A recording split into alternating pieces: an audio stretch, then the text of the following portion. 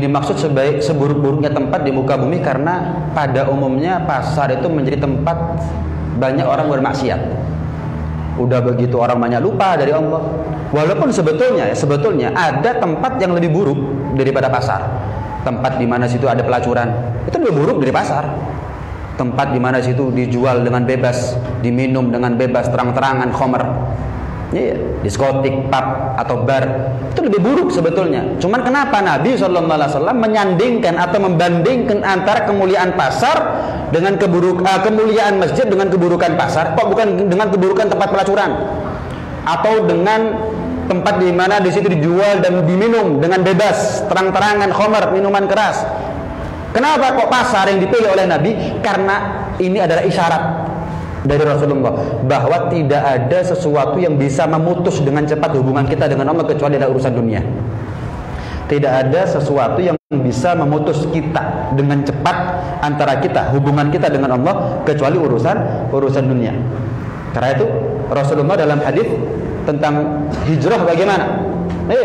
Innamal a'malu binniyat wa innamal likulli imri'in ma nawa. Faman kanat hijratuhu ila Allah wa rasulih fa hijratuhu ila Allah wa rasulih. Wa man kanat hijratuhu ila dunya lagi yang disebut, au mura'atin atau perempuan, dunia yang ingin dia dapatkan, perempuan yang ingin dia nikahi, yang ingin dia kawini, fa hijratuhu ila ma hajara ilaih. Jadi tidak ada sesuatu yang paling cepat yang bisa memutus hubungan kita dengan Allah kecuali adalah urusan dunia.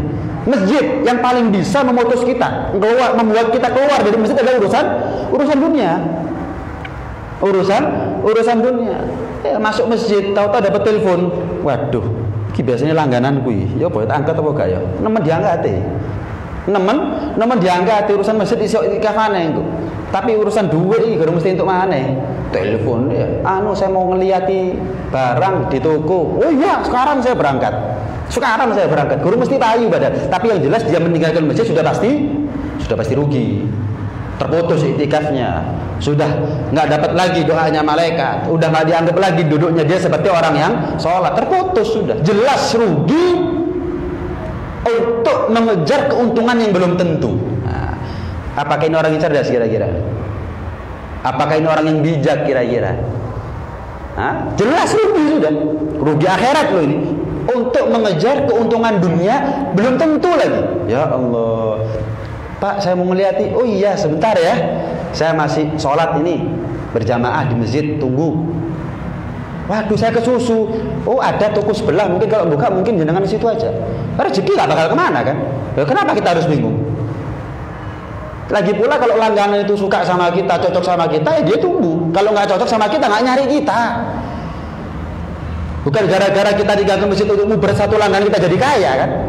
Bukan gara-gara kita kehilangan pelanggan gara-gara belani iktikaf di masjid kita jadi miskin kan? Enggak ada urusan sama itu semuanya. Nah, karena itu, mau bagaimanapun caranya kita harus menjadi orang yang taat. Di masjid kita harus menjadi orang taat. Kemudian ada di pasar, jangan sampai sifat duniawi yang ada di pasar, kemaksiatan orang-orang yang ada di dalam pasar membuat kita terpengaruh, membuat ketularan hal yang negatif kepada kita. Karena itu jangan senang lama-lama ada di pasar. Untuk meminimalisir, gimana Habib? Wong saya kerja di pasar, Habib.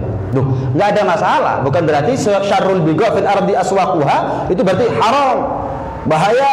Loh, kalau bahaya iya, ada risiko ada. Yang masuk masjid juga ada risiko gitu. Yang masuk masjid juga ada risiko. Tapi yang masuk pasar juga lebih besar resikonya. Nah, karena itu sahabat Salman Al-Farisi mengatakan apa? Semampu kamu, jadilah kamu orang yang, jangan sampai kamu menjadi orang yang pertama kali masuk ke dalam pasar dan yang terakhir kali keluar dari pasar.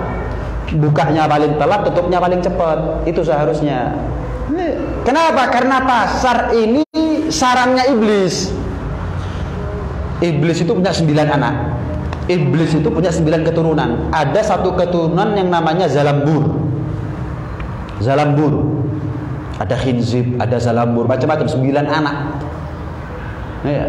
Kalau Khinzib itu iblis, ya anaknya iblis, keturunannya setan yang tugasnya untuk yuwaswis al-musalli. Ya, ngasih bisikan was-was kepada orang yang sholat. Sholat kepikiran sandal, lah itu dari setan khinzib itu namanya itu. Sholat kepikiran kontak sepeda motor, ya. Sholat kepikiran utang, nah itu khinzib itu. Ada lagi setan, anaknya setan namanya zalambur. Zalambur apa? Tugasnya cuma satu. Bagaimana caranya dia masuk ke badan pasar, menghiasi, membuat indah kebohongan, membuat indah pengkhianatan, membuat indah yang namanya sumpah palsu dan segala macam kemaksiatan yang lumrah di pasar bagi penghuni pasar. Karena itu untuk meminimalisir jangan sampai kita termasuk di antara mereka, jadilah kita orang terakhir yang masuk ke pasar dan orang yang pertama kali keluar dari pasar. Ini saya kerja sama orang lain ceritanya, makanya idas tapokta, jika selagi mampu. Kalau kita punya, beda kita yang jadi bosnya, kita yang punya toko, ya jadilah kita orang yang terakhir. Yang lainnya buka jam 8, jam 9, kita buka jam 10 misalnya. Yang lain tutup jam 5, jam 4 kita sudah keluar.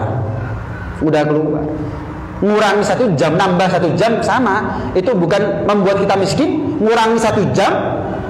Bukan berarti kita jadi miskin, nambah 1 jam belum tentu kita jadi kaya. Tapi yang jelas kita selamat. Ada kandang macan, mau masuk kita. Kalaupun terpaksa kita masuk gimana? Ya cepet-cepetan aja. Kan begitu ya? Waduh, lah dompet saya ketinggalan di kandangnya macan nih. Ya apa ya? Terus gak ada uang lagi kecuali itu. Jukun ya cari kon gak malbu. Kan begitu ya? Ambil tapi gimana caranya kamu nggak masuk. Kalau memang terpaksa masuk, cepet-cepetan. Sama, ini gudangnya, sarangnya iblis ini. Nah, ini kandangnya setan ini. Lek kadung melbu, ojo kerasa. Jangan betah ada di situ. Ya kadang-kadang orang betah di pasar. Kenapa? Main remi kadang-kadang. Main sekak. Ya. Kemudian nonggo ke warung ini. Nanti ada rondo di kampung di toko sebelah diparani, jago ada di situ. Apalagi kalau dia karyawan, berarti dia sudah khianat sama bosnya. Dia makan gimana? Hukumnya haram. Waliyadzubillah min dzalik. Hati-hati. Di Hadramut itu ada orang jualan paku. Di Hadramut paku itu barang yang boleh dikatakan langka ya. Waktu itu ya, bukan sekarang. Kenapa? Orang di sana jarang pakai kayu. Nah, singkat cerita dia jualan paku, bukan paku dijual kiloan, dijual bijian. Tapi karena barang langka, jarang dibutuhkan, kapan dibutuhkan orang ya harganya naik. Jarang dibutuhkan orang, barangnya langka. Jadi kalau ada orang butuh ya rebutan. Kadang butuh rebutan, harganya mahal. Ya bukan mahal-mahal betul sebetulnya. Jadi kalau dijual misalkan ada 100 paku, laku 10, dihitung kira-kira sudah balik modal enggak ya? Satu. Yang kedua, keuntungan sudah ada apa enggak ya? Keuntungan dari laku 10 paku ini sudah balik modal, dapat untung enggak? Dapat. Mulai diringkes. Enggak ngenteni sore. Enggak nunggu 100 paku laku. Jelas ya? Enggak nunggu 100 paku laku. Dihitung, oh ini cukup untuk kebutuhan saya sekarang. Balik modal sudah, untung sudah, ya sudah. Habis itu apa setelah itu? Akhirat. Dihidup untuk akhirat. Rijalun la tulhihim tijaratun wala bai'un an dzikrillah. Orang yang beriman itu adalah orang-orang yang tidak membuat mereka lalai perniagaannya, tidak membuat mereka lalai perjualbeliannya daripada zikrillah, daripada ingat kepada Allah Subhanahu wa taala. Apa tafsirnya zikrillah? Salat 5 waktu terutama. Banyak tafsirnya, tapi yang paling utama adalah sholat 5 waktu. Sebagian ulama, sebagian orang-orang soleh dapat untung 1/6 dirham pulang.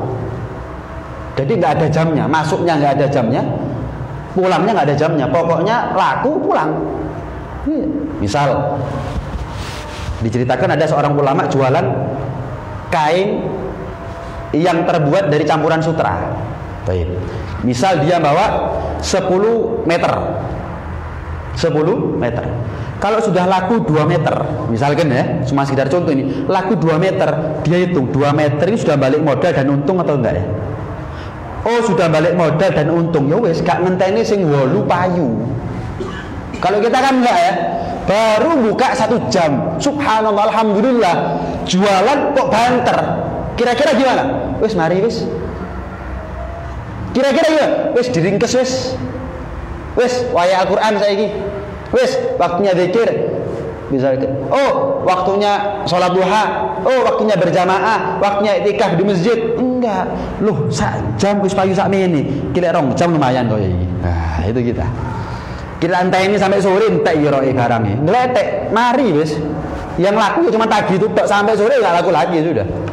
Yang jelas dia sudah ketinggalan sholat berjamaah, ketinggalan Al-Qur'annya, nyampe rumah sudah tinggal capeknya, ya ketinggalan sholawatnya, wah segala macam kerugian akhirat. Ya, segala macam kerugian akhirat. Ada satu kan dikatakan dalam Al-Qur'an apa? Fantashiru fil ardi wabtahu min fadlillah. Ya kan?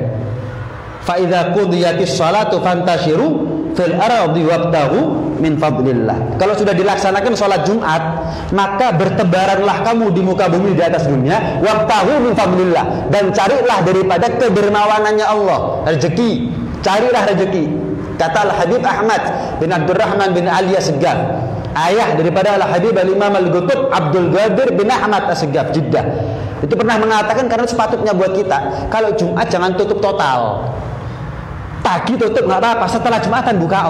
Kenapa? Ngamalkan ayat fantashiru fa idza qudiyatis shalatu fantashiru fil ardi wabtahu min fadlillah. Kata beliau, orang yang ngamalkan ini 80 kali lipat lebih berkah rezekinya. Lihat. Lah kalau kita kan enggak. Iya. Kalau kita kan enggak. Jumat tutup total, eman sebetulnya. Bukan ngajari kedunyan ya, cari hari lain untuk libur. Tapi kalau sudah Jumat, setelah Jumatan buka. Kenapa? Berkah. Bukan nyari rezekinya nominal, tapi nyari berkahnya. Kenapa? Allah memerintahkan fantasiru fil ardi wabtahu min fadlillah. Nah, kalau kita punya toko, monggo diamalkan deh. Atau kalau kita nggak punya toko, jualan online, ya usahakan begitu. Setelah Jumatan jualan sudah. Walaupun kita karyawannya fulan di pasar, pasarnya tutup kalau Jumat total, ya sudah biarkan, nggak apa-apa. Yang penting saya tetap jualan. Apa kayak istri misalkan bikin gorengan, jual 80 kali lipat berkahnya. 80 kali lipat berkahnya. Eman kalau nggak didapatkan deh. Eman kalau nggak didapatkan.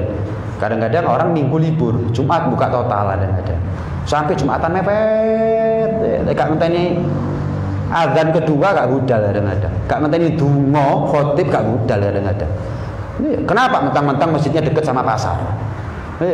Mentang-mentang masjidnya dekat sama pasar. Masjid Nur Kidul Pasar sama pasar besar kan dekat itu ya. Allah maghfir baru tutup toko. Kretek baru budal. Minggu tutup total. Ya seharusnya Minggu tutup total nggak apa-apa, tapi Jumatnya setelah Jumatan buka untuk ngejar 80 kali lipat berkahnya.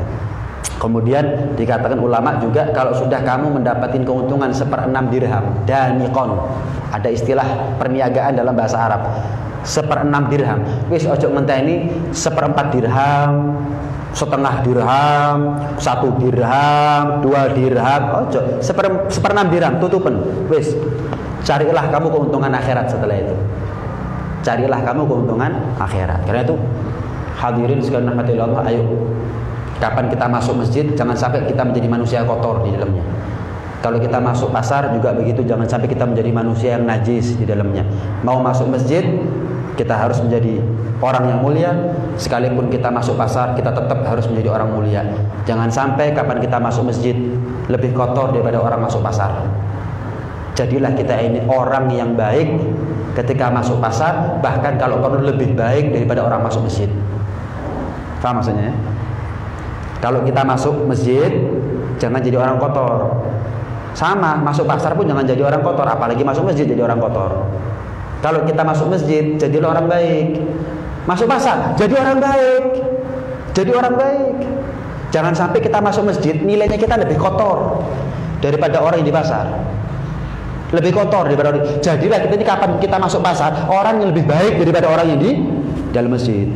Itu seharusnya. Kalau sudah begitu, aman dunia akhirat. Rabbana atina fid dunya hasanah kita dapat, wa fil akhirati hasanah kita dapat, wa qina adzabannar kita dapat. Dunia barokah, dunia manfaat, dunia yang halal. Kapan kita makan, kapan kita minum, itu menjadi hal yang manfaat. Kapan kita berikan rumah-rumahnya manfaat, kita jadikan kendaraan-kendaraannya manfaat, kita jadikan pakaiannya manfaat. Rabbana atina fid dunya hasanah. Masuk masjid jadi orang baik, wa fil akhirati hasanah. Masuk pasar jadi orang baik, wa fil akhirati hasanah, itu namanya. Jangan sampai kita ini masuk masjid jadi orang kotor yang lebih kotor daripada orang masuk pasar. Jadilah kita ini orang masuk pasar, kita kalau masuk pasar lebih baik daripada orang yang masuk masjid. Iku fulan masuk masjid, di sini ngomong nyotok. Jadilah kita, saya kan nggak sesering dia masuk masjid karena kesibukan saya ada di pasar. Saya bekerja sama orang, nggak bisa terbatas untuk bisa seperti dia hidup di masjid. Tapi kelakuannya nggak baik di masjid. Sini ngomong no pasar, sini ngomong no dunia tok. Jadilah kamu kapan kamu masuk pasar lebih baik daripada dia ketika dia masuk dalam masjid. Sehingga yang membuat kita menjadi orang mulia bukan karena tempat di mana kita hidup, tapi kelakuan kita selama kita hidup itu yang membuat kita mulia. Jangan membuat kita tertipu di mana kita sering hidup. Jangan membuat kita putus asa di mana kita sering hidup. Mentang-mentang hidupnya di masjid tertipu dia. Enggak, merasa sombong, lebih baik daripada orang lain. Enggak. Mentang-mentang ini kita hidupnya di pasar mulai isu sampai awan, mulai isu sampai sore, kemudian kita merasa putus asa. Ya Allah, enggak. Jadilah kita kapan kita masuk pasar lebih baik daripada orang masuk masjid. Kalau kita masuk masjid, jangan sampai nilai kita lebih kotor daripada orang masuk pasar. Amin ya rabbal alamin. Mudah-mudahan dikuatkan kita oleh Allah Subhanahu wa taala untuk bisa mengamalkan ilmu yang kita punya, dan mudah-mudahan Allah dekatkan kepada kita rezeki yang manfaat, rezeki yang halal, rezeki yang barokah, rezeki yang tidak dihisab oleh Allah dengan hisab yang berat. Mudah-mudahan hisab kita juga buat hisab yang panjang, dan mudah-mudahan setiap rezeki, setiap harta, setiap dunia yang Allah takdirkan menjadi miliknya kita, itu semuanya menjadi lantaran buat kita untuk bisa semakin dekat dengan Allah, semakin dekat dengan Rasulullah, semakin dekat dengan para salaf, semakin dekat dengan surganya Allah, dan membuat kita semakin jauh daripada iblis, setan, dan nerakanya Allah. Amin Allahumma amin. Amin ya rabbal alamin. Rabbana anfa'na bima 'allamtana, rabbi 'allimna alladhi yanfa'una, rabbi faqihna wa faqih ahlana wa qarabatin lana fi dinina ma'a ahli kutri untha wa dhakar, rabbi wafiqna wa fiqhum lima tartadi qawlan wa fi'lan karama wa razuqil kulla halalan daima wa akhilla atfiya ulama nahda bil khair mufa kulla syar, rabbana aslih lana kulla syu'un wa agirra birridha minkal uyun waqdi anna rabbana kulla duyun qabla an ta'tiyana rusulan manun waghfir wastur anta akramu man satar wa salatu الله تغشى المصطفى من إلى الحق دعانا والوفاء بكتاب فيه للناس الشفاء وعلى الآل الكرام الشرفاء وعلى الصحب مصابيح الغرر اللهم اهدنا بهداك واجعلنا ممن يسارع في رضاك ولا تولينا وليا سواك ولا تجعلنا ممن خالف أمرك وعصاك وحسبنا الله ونعم الوكيل ولا حول ولا قوة إلا بالله العلي العظيم وصلى الله على سيدنا محمد وعلى آله وصحبه وسلم. الحمد لله رب العالمين. الفاتحة.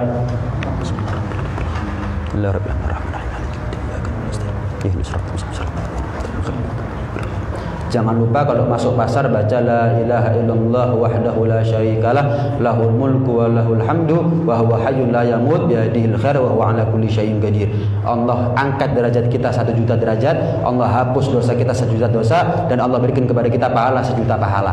La ilaha illallah wahdahu la syarikalah lahul mulku wa lahul hamdu wa huwa hayyun la yamut bi yadihil khair wa huwa ala kulli syai'in qadir. Jangan lupa untuk menebar salam di dalam pasar. Ketemu cok prengas-prengas, istilah guyang-guyung dok, assalamualaikum, assalamualaikum, assalamualaikum, assalamualaikum. Eman kalau kita masuk pasar ketemu orang demikian banyak, kenal bukan nggak kenal, tapi cuman guyang-guyung dok, yopo warasa, pengen dok, assalamualaikum, yopo warasa, kan gitu seharusnya. Eman kita ketemu sekian banyak orang, tapi kita nggak dapat pahala daripada salamnya kita. Mudah-mudahan jadikan ilmu kita ilmu mudah untuk kita amalkan. Amin ya rabbal alamin. Hadza minni wa hadza ma aqulu lakum wa lakum minkum. Tsumma assalamu alaikum warahmatullahi wabarakatuh.